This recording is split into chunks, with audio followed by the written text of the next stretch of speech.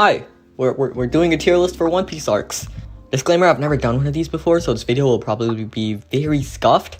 And this is purely my opinion, so if you disagree, I hope you get better taste soon. Real quick, let me explain why you should subscribe using Microsoft Paint. The subscribe button is rectangular. You know what else is rectangular? Zoro's face. So the subscribe button basically equals Zoro's, which means that you should smash the subscribe button because then you'd be smashing Zoro, and that's a dream come true.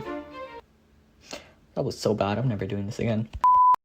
Okay, so firstly, Drum Island. Drum Island to me was notable for two things, and that is Chopper's backstory and Luffy's climb. I think these two moments are so powerful and underrated, but they do truly make this arc as good as it is. However, Wapol was a pretty mid-villain, admittedly, and I think that it wasn't even a competition on if Luffy could beat him. Honestly, purely for the introduction of Chopper, I'm giving this arc a B, but otherwise, it probably would have been like a C. Alabasta. Alabasta is one of the greatest arcs Oda has ever made. Alabasta isn't just an arc, it's the conclusion to a saga that took a long time to make, and it was worth it. There are a lot of moments in Alabasta that still make me cry, and the iconic old man digging a hole is still one of the greatest symbols of suffering I've ever seen. How tyranny and suffering was conveyed in this arc was top tier, and I think the cast of Alabasta further enhances this.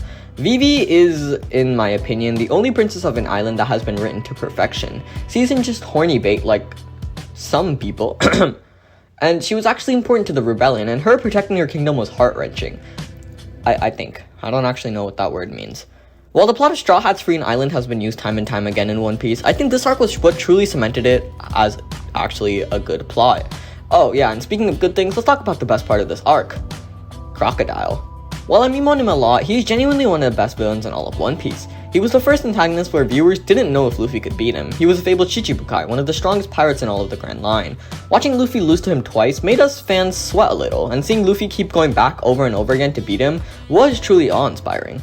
Crocodile is one of the best One Piece villains ever, and saying he isn't is, well, it's just wrong. While the rest of his crew was, interesting. For sure, they were very interesting. He was top tier. Oh yeah, and also Robin was introduced in this arc, so it's automatic S tier. Wait, shit, Karoo was in this arc too. Oh god, can I create like a double S tier rank? Is that legal? I don't know how to do this. Jaya. Jaya? What was this arc again? Oh, MarineFord. Right. Honestly, to me, Jaya shouldn't be considered as its own arc, because it only makes sense when it's lumped together with Skypiea. However, since we are judging arcs purely on their own independent value, I think we should talk about what Jaya did best. Firstly, Blackbeard. Blackbeard was the main focus of this arc to me, and whether you like it or not, I do think he's what made this arc so good in retrospect. However, upon first watch, Bellamy and Luffy was what truly made this arc so goddamn satisfying. Honestly, watching Luffy and Zoro not fight was so goddamn hype for no reason. And, you know, honestly, it was just inspirational. It really proved that you didn't have to fight to win a fight. That made no sense. It made sense to me, let's keep going. And seeing Luffy shit on Bellamy in one punch was unbelievably satisfying. Overall, it was a pretty solid arc, but honestly didn't do much on its own, so B tier. Skypiea. Skypiea is, in my opinion, one of their greatest arcs ever. I remember being captivated by everything. The world building of the island, the cast, the concept of a whole new world above the one we're used to, the conflict within the people of the island, and now Zoro boobs. All of it was so captivating. But for real, everything about this arc was amazing to me. The plot of trying to beat a literal god was so hype, and that one moment where it was 4-on-1 and they all pointed to Enel still gives me goosebumps. I think the best part about Enel is that he didn't need a backstory. He was a god that was above such things. He was just horrifying. Misaki is still horrifying to think about, and his Devil Fruit is definitely one of the strongest Devil Fruits in the entire show till date. And I also think the fact that Luffy was just naturally the worst combo to him was something that totally slipped out of all of our minds. Or maybe I'm just dumb, but that was overall a really good element. And as a sucker for political commentary in One Piece as well, the conflict between the Shindorians and like literally everyone else was also really enjoyable to watch. Seeing how thousands of years of history built up to a single conflict was really fun to think about. Speaking of history, let's also talk about lore. There was so much One Piece lore and foreshadowing within this arc that it's crazy. As the show continues, this arc only gets better and better due to how many more secrets are being revealed. Overall, I do genuinely believe this is a top 10 arc, and I don't know why people hate on it so much, but I'm glad that it's also starting to be recognized as a banger arc. S tier. Long Ring Longland. A lot of the times, people are like, if it's a bad arc in One Piece standards, it's a good arc in general. This arc was just bad. Sometimes it's okay to admit it. And honestly, considering this arc had me thinking about giving up on One Piece, I think it doesn't even deserve a D tier. It's just, yeah. Water 7 is Well, it's one of the first times I stayed up all night watching One Piece. While at first the plot of going to an island to fix your ship seemed pretty boring to me, it quickly became clear that it was anything but that.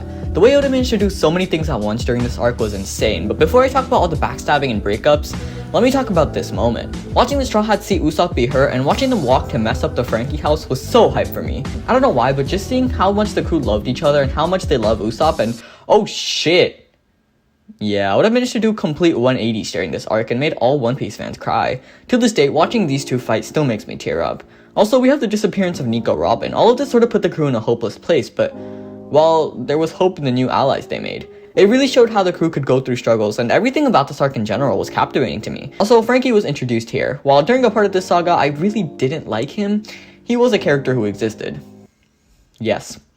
Speaking of characters though, let's also talk about CP9. CP9 to me were a perfect group of villains for this arc in Ennies Lobby, but more on that one later. Seeing their betrayal was actually surprising to me, and I never thought Oda would do, well, that. This arc made me feel so many emotions at once that, while it's just genuinely such an amazing arc that deserves to be an S tier, and I think all One Piece fans around the world would agree with me. Ennies Lobby. Woo! Alright. So for those of you who may not know, I just dropped like a 20-minute video about why Ennies Lobby is the best arc in One Piece, and to be honest, I'm sick of talking about this arc, so Soul King was in this arc, so let's just give it an S tier. But for real, I love this arc so much, and I think we all understand why. It has some of the best moments in all of One Piece, and as a sucker for god tier character writing, Robin delivered. Oh yeah, and let's not forget all the action that went down during this arc. CP9 was genuinely such a good antagonist group. Post Ennies Lobby. Alright, post Ennies Lobby had a lot of shit going down, but I think Garp was what stole the spotlight. Listen, after the most recent chapter, at the time of recording at least, he seems to do that a lot. Anyways, post Ennies Lobby did a lot of things, from making us sob at the death of a ship. Reminds me of a certain anime. From the introduction of the Yonkos to even reuniting with Kobe and Butchin, this arc had a lot going on. However, it really wasn't a complete arc. I don't know, maybe it's just me, but it didn't really feel like a whole arc, partly because, well, it's like 10 chapters. Though the introduction of Sunny and Frankie joining was super cool, I just can't give it an S tier because, while it isn't a full arc, still very good though. Unlike Kaori's health. It's April. The spring without you is coming.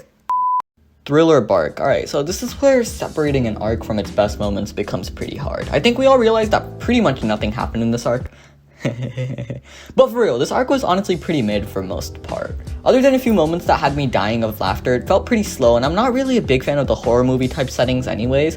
Other than Brook being introduced, I don't really remember anything from the beginning of this arc that is notable other than, well, the aforementioned comedical moments. However, while this arc would have otherwise been in C tier, Zoro single-handedly carried this arc into a whole new tier. Call me a Zoro simp. That's it, just call me a Zoro simp, it's true I am. Anyways, B tier because of Zoro, but C tier otherwise. Sabaody. Sabaody is everything I love about One Piece put together. So many legendary characters were introduced at once, and it made me feel so many things. Seeing Rayleigh for the first time and hearing about how he literally goes into human trafficking for fun, which is a weird hobby, not gonna lie, was pretty hype though, cause, you know, Rayleigh is, well, he's Rayleigh. The supernovas, seeing Luffy's iconic punch, the worst generation versus Kizaru, all of it was so good. Seeing Law, Luffy, and Kid team up for the first time is extremely nostalgic, especially when you look at them now in Wano. And honestly, the most surprising part about all this is that the arc does so much, but it's short. Especially in a series with more pages than the entire Bible, it's surprising that an arc can be considered short, but while Sabaody was. Listen, I love this arc so much, and it's genuinely one of the best to come out of One Piece, so I'm just gonna give it an S tier. Romance Dawn. The beginning of it all. Romance Dawn. It's hard to not look back at this arc with a ton of retrospective bias attached to it, but for an arc that started off with the entire epic, it did pretty well. The backstory with Shanks was genuinely so cool, and Zoro's introduction had me screaming. Now just remove the S. But for real, I think another thing Romance Dawn did well was that it laid out the personalities of the characters, and they've pretty much stuck to it the 1,000+ chapters later. It's kind of crazy reading Romance Dawn again because it sort of feels like you were teleported back into a time when young Oda first began writing One Piece. However, it is undeniably slow and sort of, how do I say this, not attention grabbing? I'm sorry, I know this is blasphemous, but C tier. Amazon Lily. I'll be honest, when I first watched Amazon Lily, I was just waiting for the war to begin. Amazon Lily wasn't really that special to me. I liked Boa's story, and Luffy's fight with her sisters was pretty cool, but honestly, I didn't really enjoy this arc. I did find this scene funny though, for reasons. Overall, I think it's a C tier. It wasn't too good or memorable for me, but I did like a few aspects of it. Impel Down. Okay, remember what I said about Amazon Lily and the war? Now it's the exact opposite. Even though I knew we were about to head into a war, Impel Down was just so much fun. Impel Down is 25 chapters of pure fun and excitement. From watching the comedic interactions between Buggy and Luffy to the best character in the show, Bon Clay, display his love for Luffy, I freaking loved this arc. This arc had it all, from hype moments to emotional moments, most of them because of Bon Clay, who was one of the best characters in the entire show, might I add, to pure action-packed moments whenever Luffy fought anyone. I remember the first time I watched this arc, I was on the edge of my seat for the entire ride. Furthermore, I loved the location. The fact that each floor of the prison was unique provided us with some of the greatest world building I've ever seen, and the torture part was just a cherry on top. Holy shit, that made me sound like such a bad person. I meant like the torture was funny. I mean, no, I did not mean it was funny. It was horrible. You know what, let's just move on. Furthermore, I think Impel Down benefited from having such good villains. Magellan was genuinely a top tier villain in terms of fighting, not anything else though. I mean, he was just shitting for most of the arc. Regardless, Magellan also helped Luffy become immune to poison, which I'm just gonna say, I don't think that's how it works, but sure, why not? Also, don't forget that Blackbeard was there. Any arc with Blackbeard in it is great. And lastly, I just want to say I love the idea that there was an entire gay bar in the middle of a prison. I just found that funny. Oh yeah, and Jinbei was introduced in this arc. Also, this was said.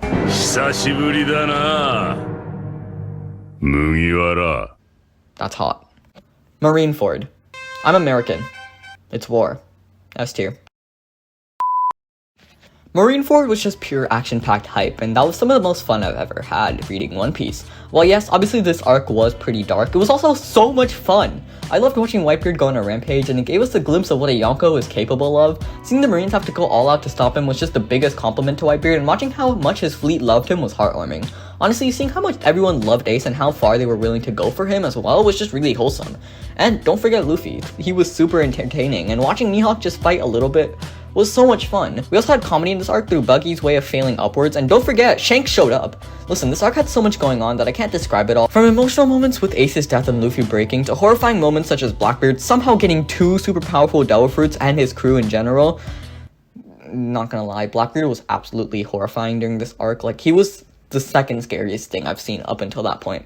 The first was obviously Foxy, but that's for different reasons. Overall though, I just love this arc and it's so goddamn good. Post-war. Just pure depression. It was awesome. Nah, but for real, my favorite part of this arc was definitely Luffy realizing he still had his crew, and while the Ace Luffy Sabo backstory was really wholesome, I think it just made me even sadder. I'm not gonna lie, a lot of this arc was just me being sad in my bed at 2 AM thinking about Ace, so I think this arc is gonna go in B tier, but it was genuinely good, I'll admit that. The ASL backstory was so sweet, and watching small Luffy go yo really made my day. Jinbei was also exceptional in this arc, and seeing how he managed to calm down Luffy was honestly the moment I realized he will probably become a crewmate. And this moment genuinely made me cry, but also I was sad, so it goes into B tier. Return to Sabaody. How do I rank this one? I think the thing this arc did best was showcase the Straw Hats' new powers and seeing them reunite after 2 years, which genuinely felt good. I mean, I've always loved those episodes where everyone gets to get together and it feels like it's just so much fun to watch. Except I didn't like the fake Straw Hats plot. Honestly, I wish the side plot was something different because I didn't enjoy it too much. I loved this arc because it showed us how strong the crew had gotten, especially how strong Luffy was, but the fake Straw Hats taking up most of the arc did leave a sour taste in my mouth. To be fair though, this arc was like a combination of moments I love and moments I despise, so B tier it is, because that's what we're putting average arcs in. Fishman Island. Oh boy, this might be a bit controversial, but I hate this arc. Okay, maybe that's a bit too strong. Let me explain. Other than Foxy, I genuinely believe that Hody Jones was by far the worst One Piece villain. To be fair though, most of this was due to the pure hype I had created in my mind regarding this arc. I mean, we did spend like 2 years getting ready to head into this deep sea arc, and to see that it was, well, a dude who needed drugs to compete as the bad guy wasn't too much fun. And I thought the plotline with Vanderdecken wasn't good at all, and Sanji's character during this arc was... I'll just admit it, it was complete dog shit. The only redeeming thing about this arc was the lore regarding the island and Jinbei's backstory. I loved Fisher Tiger's plotline because I thought that it was really deep, and watching a man work to free slaves was definitely insanely dark, but also heartwarming. And the lore around Joy Boy and Fishman Island and even the ancient weapons cements this arc as important, which is unfortunate because I don't really like anything else about this arc. D tier. Though, isn't it kind of funny because I don't like this arc, but I like D. Maybe I should just stick to the script. Punk Hazard. Punk Hazard was the beginning of a saga, and it is undeniably super important. However, I don't like Caesar. God, this video is gonna get me like hunted down or something. This is just me being negative. Caesar wasn't the greatest villain to me, and if I'm being honest, I don't remember much about this arc. I like seeing Smoker, but he was one shot anyways. Virgo was just a massive dick, but he was a good antagonist, so it's fine, I guess. I mean, this arc was just one of the arcs. Honestly, the only reason it isn't placed in C tier is because Law was there, so B tier. Easy S. Wait, I forgot to introduce the arc. Fuck me. Dressrosa. Easy yes. Dressrosa is one of the greatest arcs to come out of One Piece ever. While most people would say that's too long, as someone who got to binge all of it in one go, it was perfect. Doffy's still one of the greatest villains to come out of One Piece ever, and watching him and Luffy go at it still has me screaming. The distinct fights were somewhat interesting, and I love seeing Luffy have to try and disguise himself because it was genuinely funny. The introduction of Fujitora was also super memorable because I love Fujitora, best admiral by far. His powers are super cool, and he's not a massive dick, so that's a plus. Sawa returned, and seeing him fight was super badass, and Pico was top tier comedy. But honestly, the thing about this arc that made this arc for me... the thing that made this arc for me was Corazon. His backstory with Law was one of my favorite moments in the entire show, and the fact that Oda got us to care about this dude genuinely showed how good of a writer he is. Oh yeah, and the Law and Doffy Fujitora threesome genuinely seemed like so much fun. I could have worded that better. Zoe. I love Zoe. From the Minx loyalty to the introduction of the Road Poneglyphs, it was so good. I love watching Zenesha one-shot Jack, and the island itself is definitely one of the most unique islands I've ever seen. The climb up to Zenesha was also so much fun, and I love seeing the crew reunite. For the most part, at least. Sanji went bye-bye. But for real, even though Zoe was super short in comparison to other arcs, it was super fun, and I genuinely loved reading it. I always love arcs where the crew can have a relatively chill time, so this arc was definitely one of my favorites. And I know I brought it up already, but the moment when the Minx said Raizo was safe, I started to scream because it was just that hype. A tier. Whole Cake Island. Whole Cake Island is one of the arcs. Yes. This arc had a lot of shit happen in it. Like, a lot. From Luffy vs Katakuri, which is arguably one of the greatest fights ever, to Sanji's character development that pretty much redeemed his character to me, it was pretty goddamn good. And let's also not forget Jinbei and Brook having badass moments that single-handedly make this arc 10 times better. With all this being said though, I never felt a connection with this arc like I do others. I loved seeing Vinsmokes and being introduced to New Kingdom, but Big Mom was... well, she was alright. I'll be honest, Big Mom was kinda disappointing. Like, very disappointing. This arc did have a lot of good moments in it, but I never truly felt a connection with this arc like I did others. Maybe if I reread it, I'll understand, but for now, A tier. Orange Town. Sense as if this arc tier list is out of order. But Orange Town! Where do I begin? Okay, hot take, Buggy wasn't a good villain. He's better as a side character, but as a solo villain to helm his own arc, he wasn't good. Respectfully, Nami's introduction was really the most important thing to come out of this arc, so it's looking like a D tier to be honest. The fighting was underwhelming, and it took too long, and watching Luffy be stuck in a cage wasn't that much fun, not gonna lie. Even though Buggy was our first opponent Delfruit user, he really didn't do much. Wait. This was the arc with the dog, right? C tier. It goes up a rank. Reverie? The fuck? Wasn't this like 2 chapters?